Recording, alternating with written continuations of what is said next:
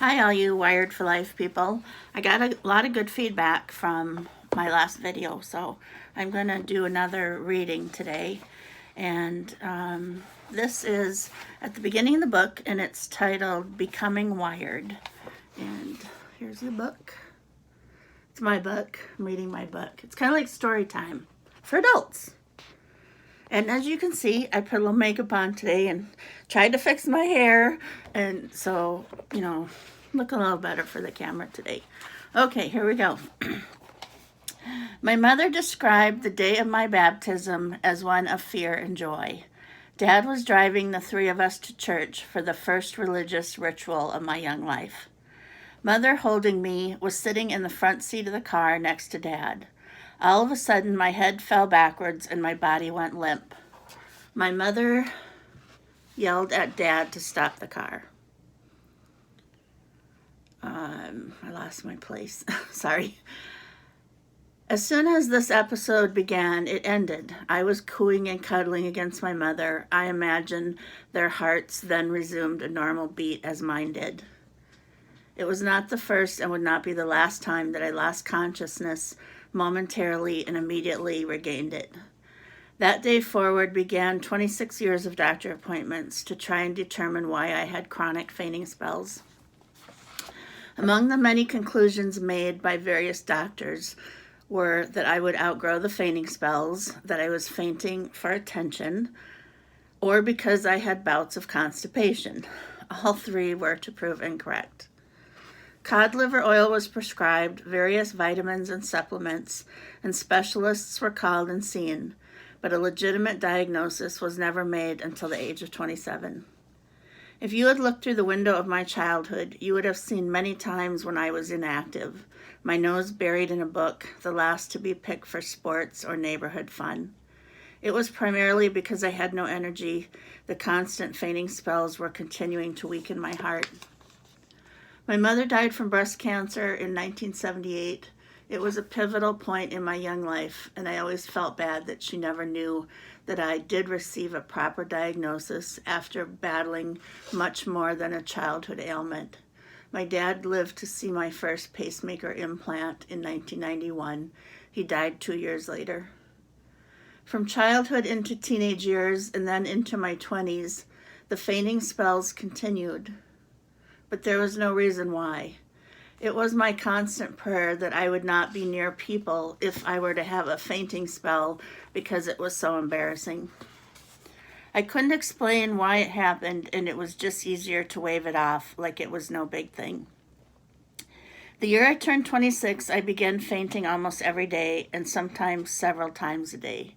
I was having multiple tests, including scans of my brain. The most incomplete diagnosis at that time was that I was in the early stages of epilepsy, yet I had never had one symptom that was listed under the epilepsy umbrella. I was given the option of further testing and/or medication. I chose neither and continued on with my life. I was learning to live with this disability. I had stopped driving and even stopped taking the bus because I knew that I might faint. I would occasionally have a 5 or 10 second warning and would see stars in the corner of my eyes, but all that would do would help prevent a terrible fall. Throughout the years of living with these fainting spells, I had more than one black eye or injury to my face, head, or body. In early October of 1991, after a year of continuous fainting spells with no diagnosis, I was spending the afternoon with my then mother-in-law and nephew. We were playing cards in the kitchen. I knew I had hit the floor as I remember the fall, but for the first time ever, I was unable to speak. My nephew Billy hollered to his grandma that I had fallen and to please come into the kitchen. I was unresponsive, and in order to expedite the process, my mother-in-law drove me to the hospital instead of calling for an ambulance. I regained consciousness by the time we arrived at HCMC, Hennepin County Medical Center in Minneapolis, but felt exhausted. For the first time in my entire life, I was hooked up to a heart monitor. A flurry of activity in the emergency room caused me to panic. I didn't realize it was me at the center of the activity.